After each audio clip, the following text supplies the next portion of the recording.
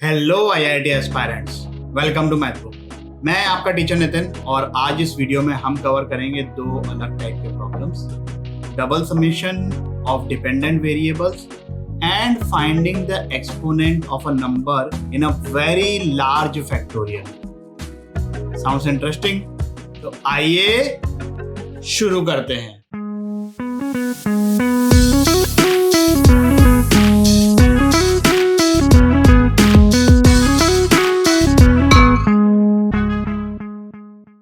Double summation और जो dependent variable की मैंने बात करी है, वहां तक पहुंचने से पहले थोड़ा सा माहौल बनाते हैं, कुछ सिंपल से प्रॉब्लम्स को करते हैं सॉल्व। मतलब आप लोग सॉल्व करिए इस क्वेश्चन को 10 मिनट के लिए वीडियो को पॉज करके। क्या आंसर आ रहा है भाई इसका? 2 raised to power 2n या तो 4 raised to power n बोल दो, योर चॉइस। बहुत ही सिंपल क्वेश्चन है। ये एक समेशन है i पर और ये एक समेशन है j पर एंड दे आर इंडिपेंडेंट। हमें टारगेट करना है डिपेंडेंट को, वहां तक पहुंचेंगे।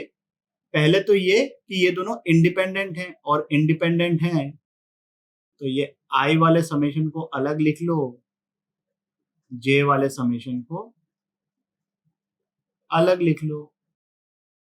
अब इसकी वैल्यू तो हमें पता है, c0 से लेके cn तक की वैल्यू होती है 2 raised to power n।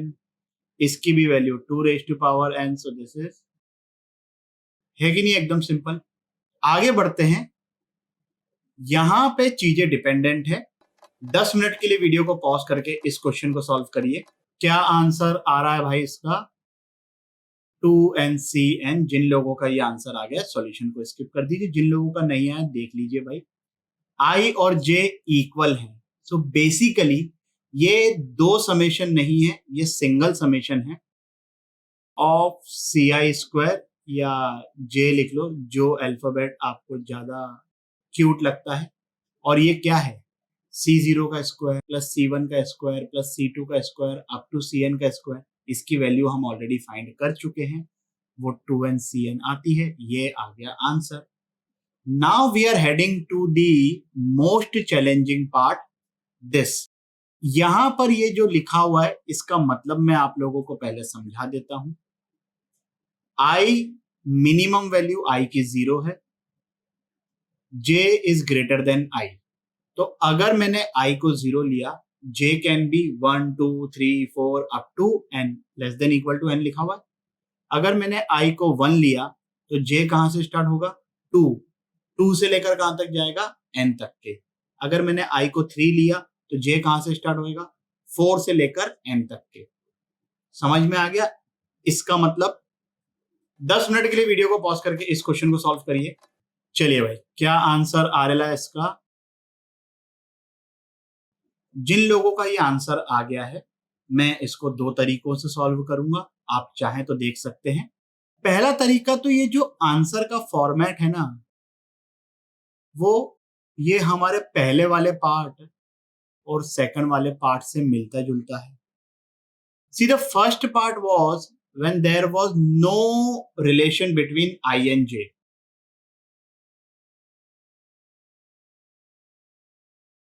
इसका मतलब क्या क्या पॉसिबिलिटी बन सकती है? ये हो सकता है कि i और j इक्वल है, ये हो सकता है कि i j से बड़ा है, और ये हो सकता है कि j i से बड़ा है। इन तीन को छोड़कर कोई चौथी पॉसिबिलिटी है क्या? तो ये जो no relation between i and j आया है, उसमें क्या क्या चीजें आ गई? दोनों नंबर इक्वल, i j से बड़ा या तो j i से बड़ा। ये नो रिलेशन वाले का आंसर हम ऑलरेडी निकाल चुके हैं, ये i इक्वल टू j वाले का आंसर हम ऑलरेडी निकाल चुके हैं।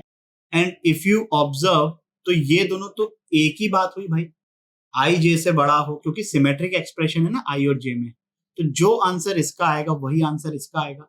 हमें क्या फाइंड करना है? ये। सो ये नो रिलेशन वाले का आंसर आया था हमारा 2 raised to power 2n। इसका आंसर आया 2nCn। तो हमें फाइंड करनी है r की वैल्यू, ये r है। तो क्या आ गया answer? 2 raised to power 2n minus 2nCn divided by 2 क्योंकि यहाँ पर 2r है। बात समझ में आ गई? दूसरा जो तरीका मैं बोल रहा था कि हम इस सिंबल को डाइसेक्ट करते हैं प्रॉपरली, जो मैंने ऑलरेडी एक्सप्लेन किया था स्टार्टिंग में। i अगर 0 है तो j is greater than equal to 1 up to n। तो i इक्वल टू 0 पर दिस इज बिकमिंग c0। फिर j को हमने एक बार लिया 1, फिर 2, i अभी भी 0 ही है ना? फिर 3 and this will go till c0 cn। अब एक बार हम i को लेंगे 1, तब j कहां से स्टार्ट होएगा? 2 से लेकर n तक जाएगा। तो i हो गया हमारा 1, j 2, ये यहां पर भी प्लस साइन आएगा ऑब्वियसली। इस तरीके से हमारी गाड़ी चलते जाएगी। i की मैक्सिमम वैल्यू क्या हो सकती है? i is less than j and j is less than equal to n।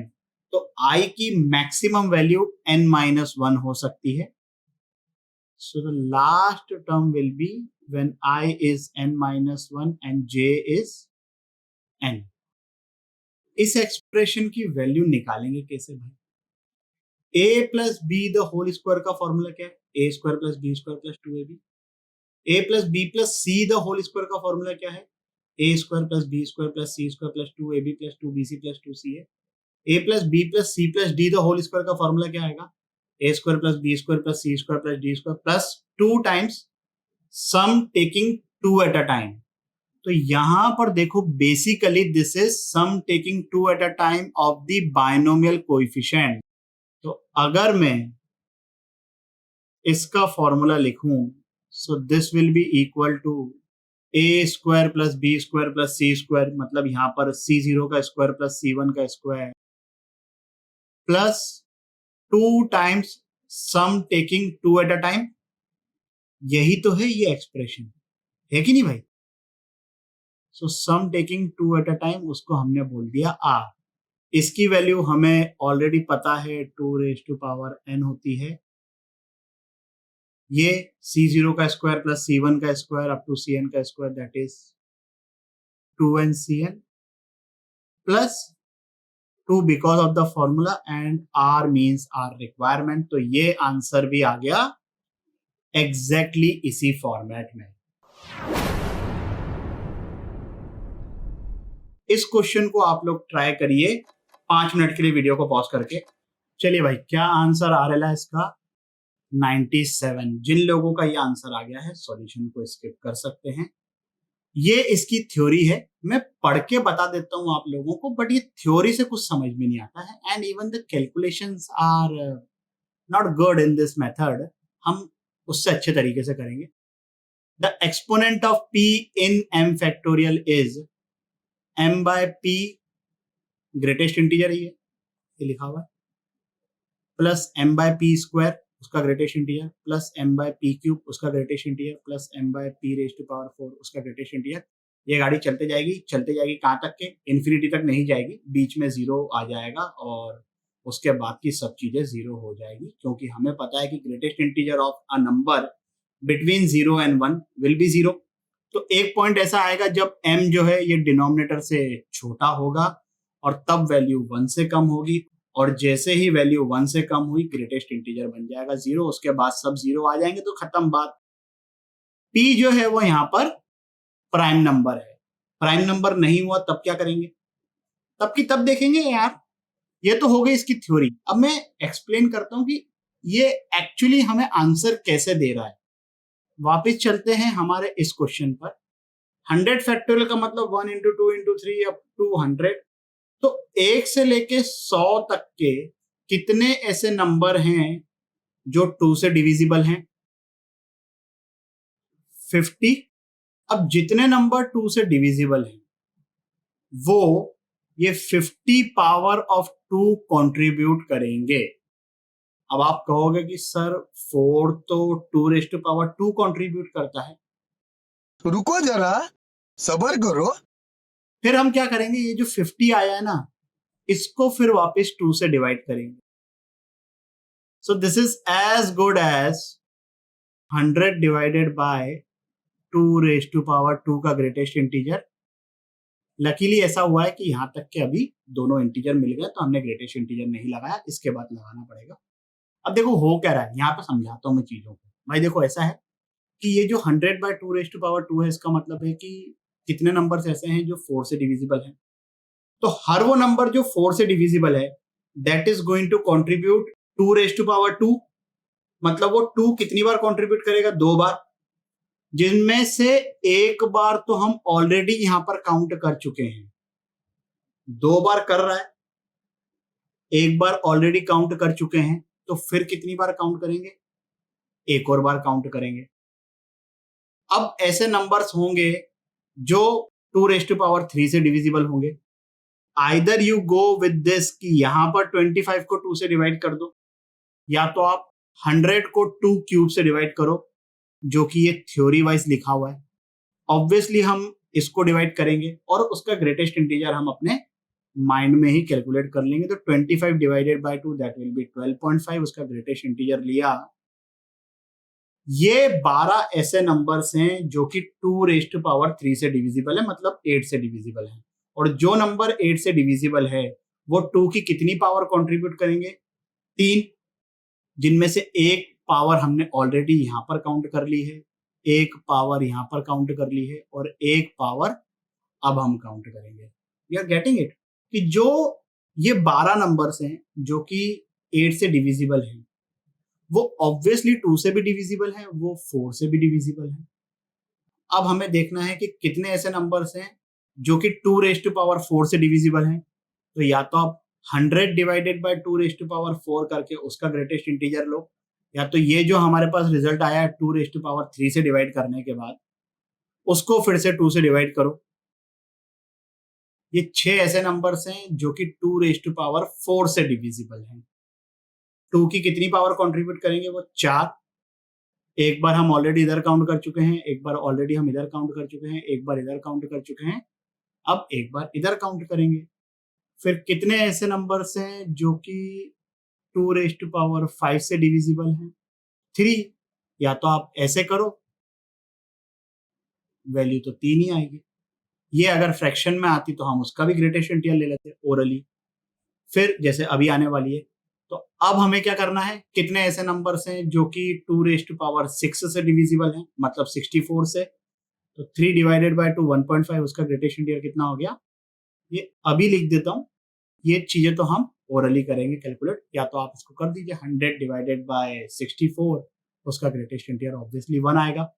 Finally ये सब जो वैल्यू आई है ना, 50, 25, ये तो यही वाली चीजें है ना, ये जो इधर लिखी है वो यही वाली है ना, इसको बार बार नहीं काउंट करना है। ये 12, ये 6, ये 3, ये 1, इन सबको हमें करना है ऐड। अब ये जो मैं स्टेप लिख रहा हूं ना, हम क्वेश्चन को डायरेक्टली यहीं से सॉल्व करेंगे। पहली बार ये जो 50 आया है हमारा, हमने वो 100 को 2 से डिवाइड कर दिया।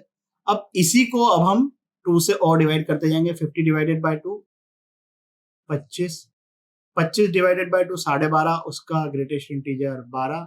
12 divided by 2 6, 6 divided by 2 3, 3 divided by 2 1.5, उसका ग्रेटेस्ट इंटीजर 1। ये टोटल आ गया 97। This will be the exponent of 2 in 100 factorial. बात समझ में आई? पूरा प्रोसेस समझ में आया?